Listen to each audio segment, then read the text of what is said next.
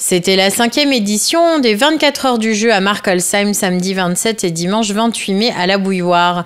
Une vingtaine de bénévoles et des aventuriers du RID ont organisé cet événement avec près de 300 jeux à disposition des visiteurs de toute l'Alsace.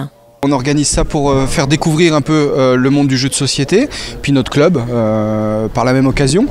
Et on trouvait que c'était sympa de faire une 24 heures non-stop, un peu comme les 24 heures du Mans, mais sur du jeu de société, quoi. Voilà. Donc en bas, c'est les jeux très simples, familiaux, et puis plus on monte, plus c'est compliqué, quoi. Voilà. Et on fait gagner des lots en fonction de challenge. Donc parmi tous les challenges, il y a le challenge de celui qui est resté 24 heures éveillé, voilà, et qui du coup sans s'endormir s'est fait tamponner les 24 heures et du coup il va gagner un jeu.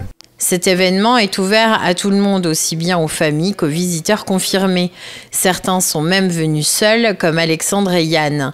Ils jouent ensemble, pourtant ils ne se connaissent pas. Ça me permet de découvrir en même temps des jeux de société que je ne connaissais pas avant, que je pourrais être intéressé peut-être de jouer auprès de mes proches, de ma famille, et en même temps de permettre de m'amuser aussi avec d'autres joueurs et de faire des rencontres avec d'autres joueurs. L'occasion pour ces joueurs de faire connaissance. Là ici en 24 heures de jeu, on trouve de tout, il y a moyen d'explorer tout un tas de nouveaux jeux et comme dit de faire des connaissances et des fois des rencontres sympas où on rigole bien, quoi. C'est aussi le but des 24 heures du jeu. Moi l'année dernière je suis arrivé en même temps que quelqu'un et j'ai joué les 5 premières heures de jeu avec lui, quoi. Les 24 heures du jeu proposent aussi des jeux en immersion comme Captain Sonar. Ce genre de jeu, en fait, on l'a adapté en grandeur nature, et pour le Captain Sonar, on l'a fait un peu en immersion.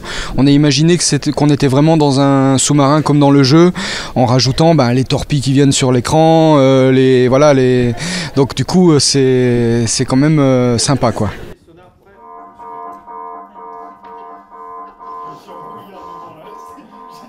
Environ 250 joueurs sont venus à la fête du jeu.